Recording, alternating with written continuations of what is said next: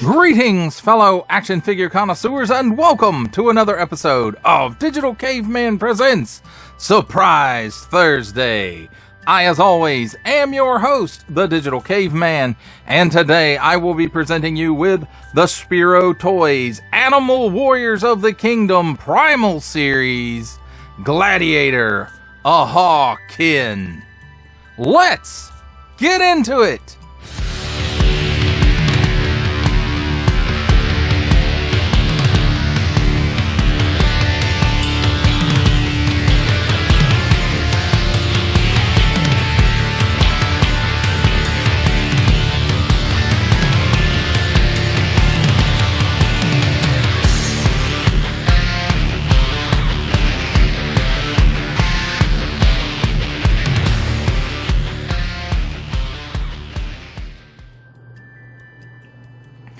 Let's start things off with a look at the packaging.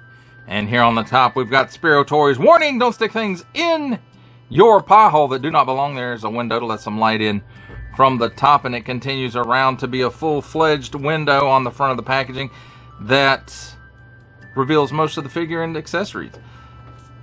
Nicely, I might add. Animal Warriors of the Kingdom Primal Series. Warning, still don't stick things in your pie hole that don't belong there. Gladiator, Ahaw Kinn, and I don't know if I pronounced that right or not, but that's how I'm pronouncing it. So 14 and up on the bottom. Warning, still don't stick things in your pie hole of any language that don't belong there. Don't give it to babies.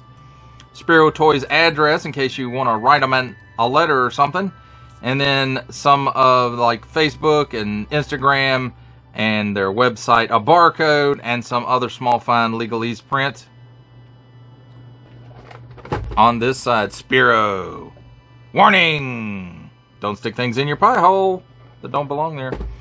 Spiro, and here we have nice artwork of Ahaw Kinn.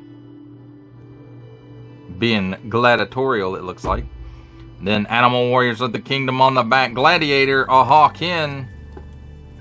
Once part of the Grand Feralist Army, Ahaw Kinn was captured during one of the skirmishes between House Horrid and House Feralist, and is now forced to compete in Emperor Kali's gladiatorial games. Ahaw Kinn fights to survive and bides his time until he can escape from the clutches of the evil Horrid. Warning! Don't stick things in your pie hole that don't belong there. They really want you not to stick things in your pie hole where they do not belong. Collect them all, Primal Series Wave 4. Thank you for purchase. Use a hairdryer to heat this thing up. And then there are some titles, I guess. So, very nice. Very nice. And don't stick things in your pie hole that don't belong there. That's a look, my friends, at the packaging. Let's take a look at the figure and his accessories. And here we have handy dandy tweezers. Helps take a look at the accessories. And first up, he comes with 2 extra sets of hands, a left and a right, for each set. A set of fists and a set of grappling or grasping hands.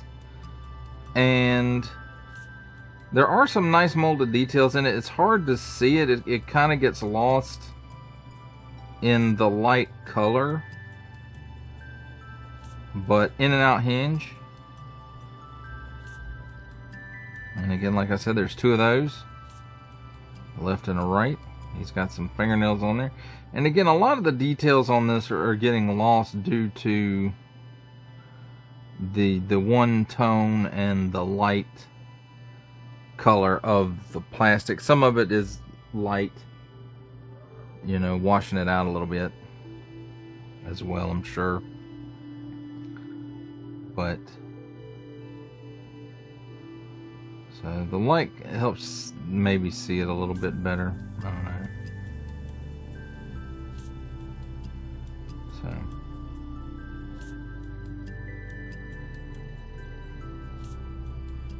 again, a left and a right one. for that in and out hinge, and again, nice molded details. Next up, let's look at his primary weapon, which is, I don't want to say this is a sword, it's maybe a club of some kind. It looks like this piece is wooden, and then maybe it has metal, not really spikes, but blades stuck in it. And you can see like some wood grain detail. I guess it's supposed to be wood grain detail. It actually looks like paintbrush strokes, but I do believe that's supposed to represent like a wood grain aesthetic. And then it's got some tampos on it that are very, to me, Aztec looking, Incan maybe, and even the design of this cat head as well, you know, very reminiscent of those kinds of designs. And even down here on the pommel, even kind of reminds me of that Aztec or Incan details.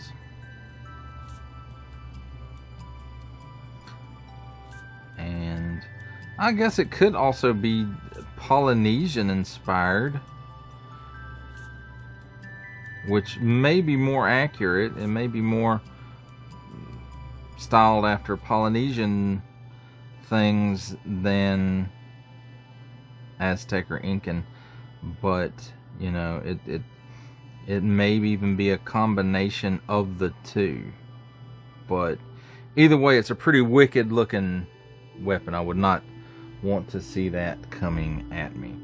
So next up is the staff piece of the blade there, and it looks like it's probably molded in this color plastic, and then the golds are a paint app, and so that's kind of neat. Maybe it can stand up on its own. Yeah, hey, how about that? And then, you know, it's got some nice designs in there, and then some nice ribs for the handle, and then some nice designs down here at the bottom as well. And then there's the peg for the blade, and we'll take a look at that next. And I'm not sure what color this is molded in, because this silver looks like a paint app as well as this gold.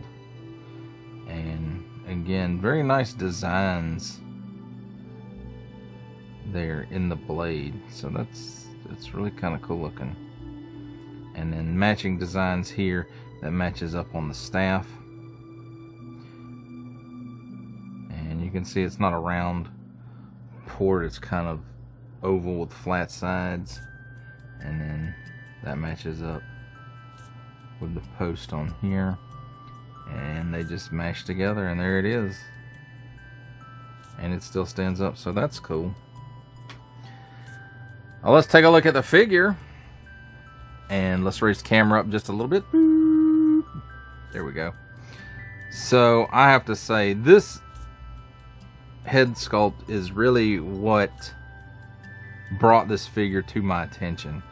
And maybe not the sculpt as much as the deco, because I really like these leopard spots on him, and then he's got like these, you know, black bits on the tips of his ears.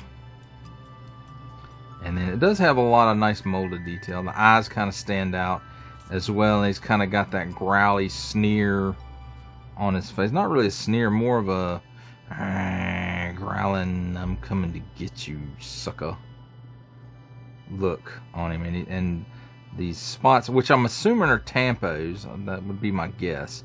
You know, they're all along here.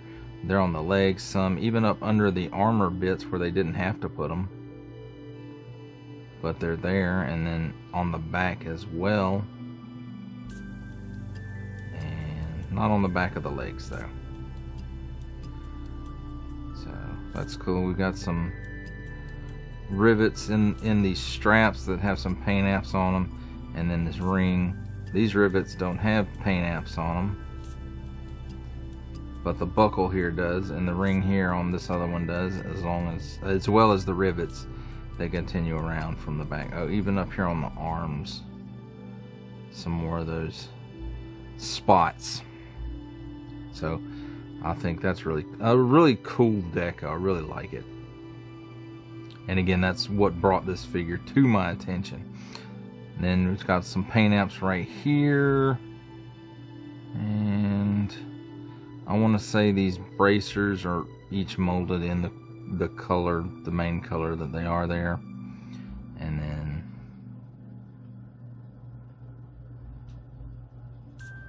this is probably a paint app. Well, this might be a paint app as well, because it doesn't look 100% like this, but I could be mistaken. And then no spots on his feet though. So let's take a look at his articulation. And one other thing, this piece is an overlay, it looks like, but it's glued on, because I did pop the head off earlier, which is not on a ball and hinge like previous figures that we've looked at for this line, but it is on a dumbbell. So with that being said, he doesn't really look up much because of the, you know, this and this kind of clash, I guess. He looks down that far. He's got a very little chicken neck. Almost, you can't say he's got some, but he just got plenty of waggle, and he can do the full exorcist.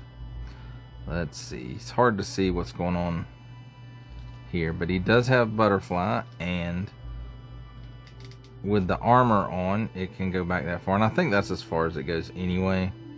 And then forward, it goes that far. Now with the armor on, the arm doesn't really, I mean, I guess you could force it to do 360 degrees, and it will do that, but not with the armor on. It goes up that high, and you can see it puts that out of place a little bit, and it goes back that far, and again it puts that out of place a little bit. 360 degree cut at the upper bicep, double hinged pinned elbow, and it gives you that much bend, so pretty good for this armor piece being on here. 360 degrees of rotation at that wrist on an in and out hinge, and the other side is, let's see, it's an up and down hinge there. So he's got what I like to call a standard ab hinge, but he also has a half dumbbell or ball joint in the waist, and in conjunction those two allow him to lean back that far and crunch forward that far, as well as he can lean left and right. It's got hula going on. 360 degrees of rotation there as well. No pull downs in the hips.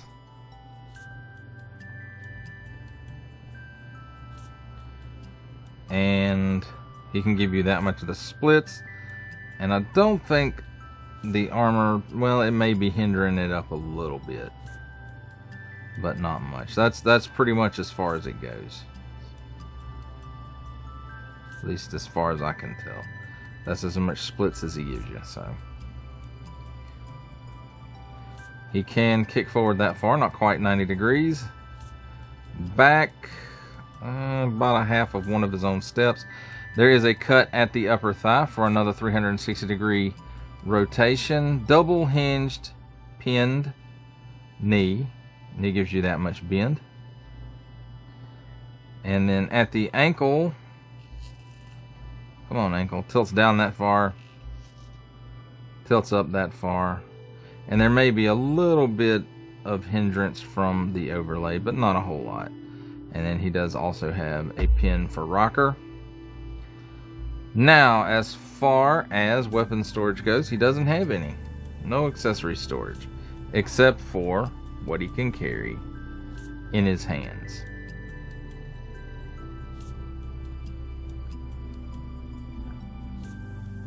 And he can hold both of his weapons in his hand. Hands, even. So there you have it, my friends. A look at the figure and his accessories. It's time for my favorite part of a review, comparisons. And here we have the Animal Warriors of the Kingdom, Gladiator, Ahaw Kinn, with the Animal Warriors of the Kingdom, Chunari Legionary, and the Animal Warriors of the Kingdom, Horrid Infantry.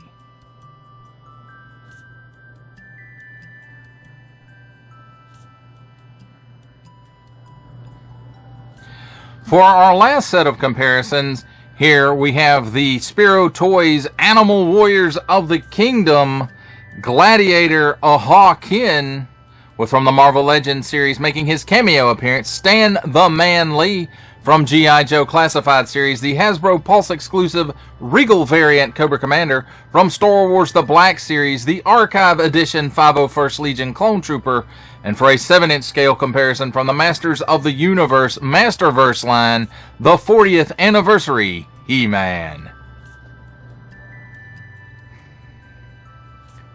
For final thoughts on the Spiro Toys Animal Warriors of the Kingdom Primal Series Gladiator Ahaw Kinn, I have to say, I don't know if I said that correctly or not, but that's the way it looks to me, so that's how I pronounce it.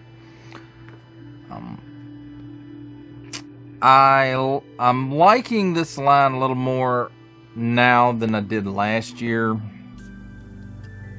and it's because I'm really noticing. I thought last year I reviewed 2 figures and 2 accessory packs, and excluding the accessory packs were fine.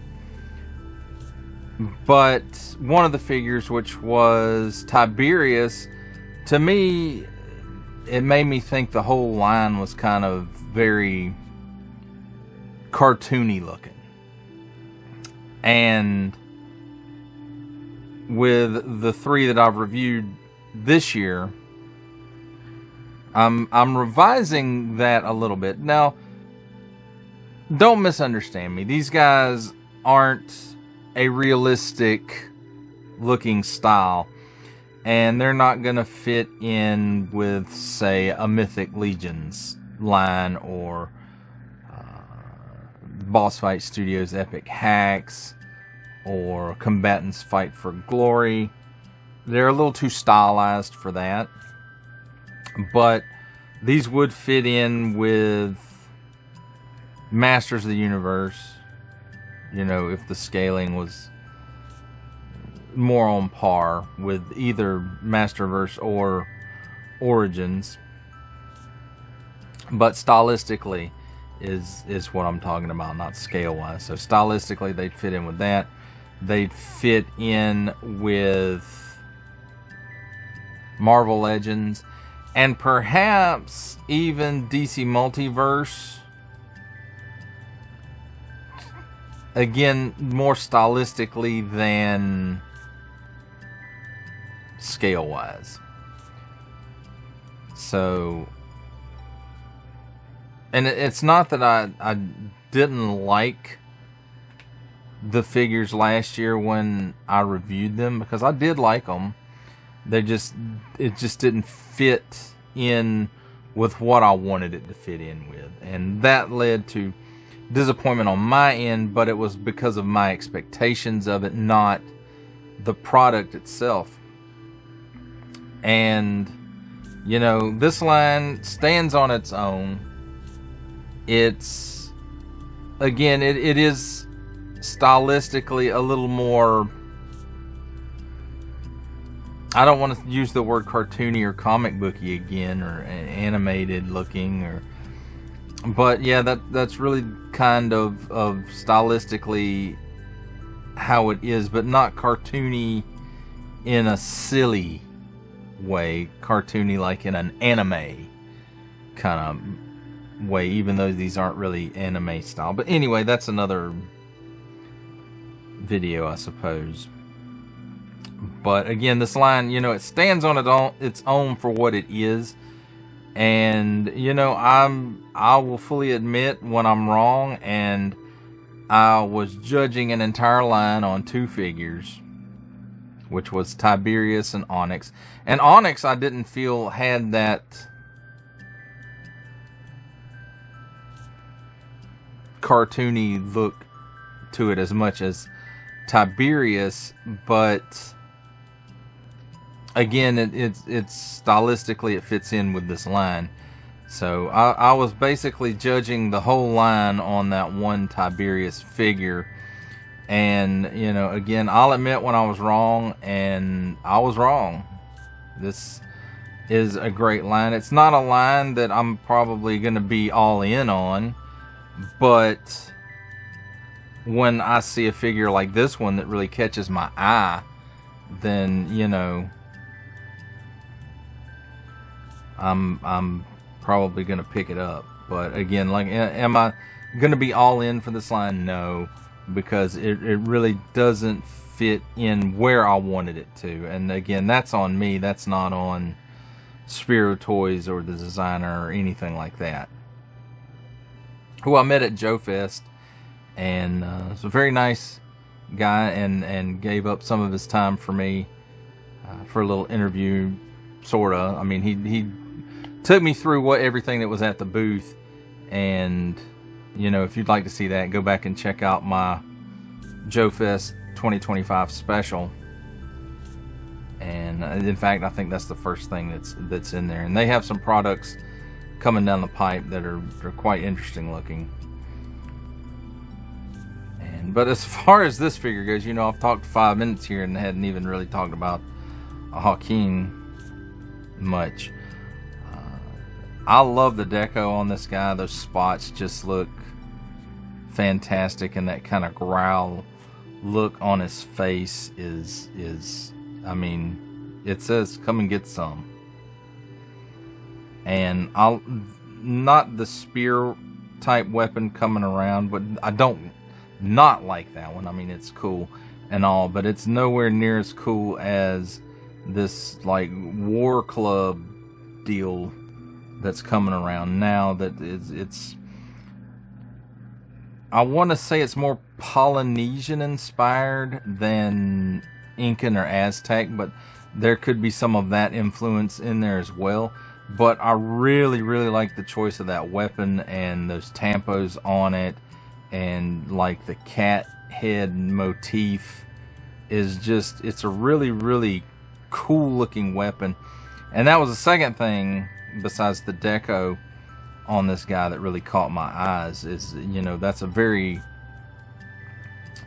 unusual weapon, and it really kind of stands out. So you know, I like that kind of thing, that, you know, something that makes a figure speak to you figuratively, not literally, of course.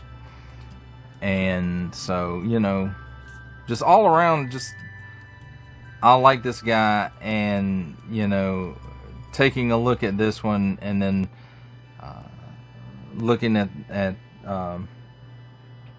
the Horde Infantry and the Chunari Legionary, and going back and kind of looking at Onyx and Tiberius too, has, you know, it's led me to redefine my opinion on this line. So again, it's not that I ever disliked it. It just, and you know, it's still at that point where it doesn't have the look that I really wanted it to have, to where it would fit in with Mythic Legions, really. But again, it doesn't have to. And, you know, if you're a fan of this line, to me, this guy's definitely a pickup if you don't already have him. And, you know, not that I'm telling you how to spend your money or anything, but my opinion is, this is, you know, if you're going to check out one figure in Animal Warriors of the Kingdom, to me, this would be the one to check out. So, well, that does it for the review. I hope you enjoyed it. I enjoyed making it. Only support from viewers like you make this programming possible. Each view does count, and I do appreciate each and every single view I receive. Thank you, and thank you so very, very much for supporting this channel through viewing.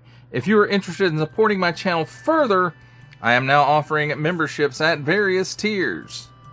Click the join button on my YouTube page or check this video's description for the link and see if any membership offers are right for you, but only if you are in a position to do so. Comment below, like, share, subscribe if you would like to see more content or just help the channel grow, or both. That's even better. And don't forget to ding that bell so that in the future you will be notified as my new content becomes available. That's a wrap, folks. I'll see you next time.